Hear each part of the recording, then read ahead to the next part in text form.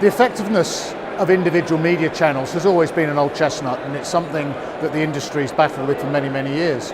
We do have to remember that from our point of view as agencies and from the client point of view, it's about the effectiveness of the overall campaign.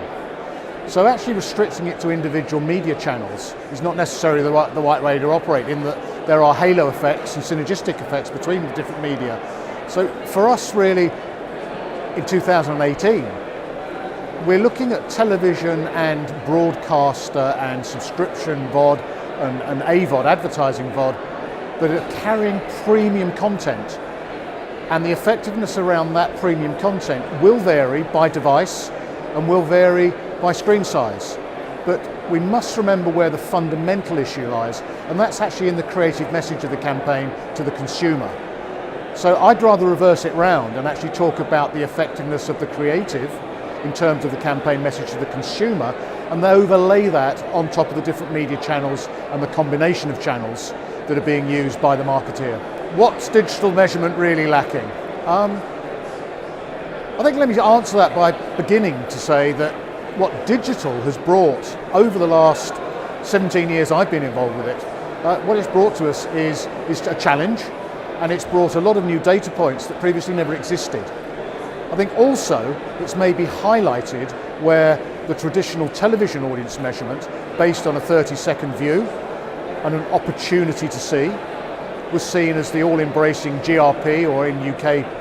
metric, a TVR, where actually for us as the agencies, although we traded on GRPs or TVRs, our clients and we are talking about reach, and that's the key in a campaign. What digital has brought to us over the last 17, 18 years that I've been involved in it is bringing metrics that we previously didn't have. And the whole concept of linking through from the exposure all the way through the digital pathway, which can be measured at a census level, not at a panel level, in terms of the exposure, the completion, the click-through, all the way through beyond just that initial impression to actual acquisition of a product, or actually making a purchase, both now online, but also increasingly within the old